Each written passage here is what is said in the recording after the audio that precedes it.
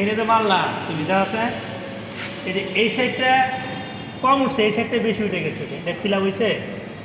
তোমার মনে করো এখান থেকে 1 mm নিচে থাকবো ফিল আপটা সবসময় 1 mm নিচে থাকবো, বুঝো নাই?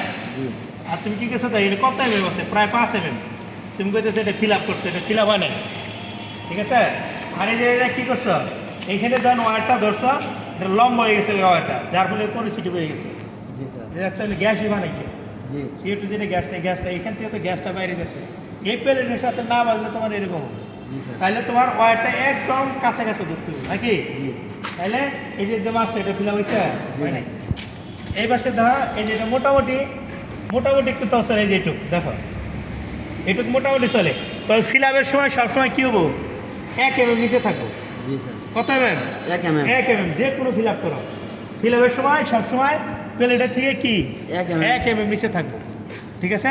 1 mm নিচে। তাহলে পরবর্তীতে 1 mm নিচে থাকার কারণ কি, তুমি যে পরবর্তীতে ফিনিশিংটা মারবা, ক্যাপিং পাসটা করবা, তখন তোমার এই লেয়ারটার দিকে এই দাগটা দেখে তুমি উঠতে পারবা।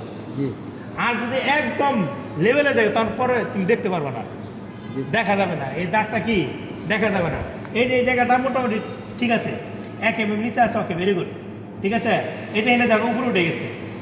আর এখান থেকে শুরু করছো, এটা সুন্দর কেরাম আছে এটা তুমি মোটামুটি, ঠিক আছে? আর এখানে কী করছো, অয়েল লাম্বার কাছে ঝিলে গেছে, আর তোমার এটা কিন্তু হয়নি, ঠিক আছে? ওকে।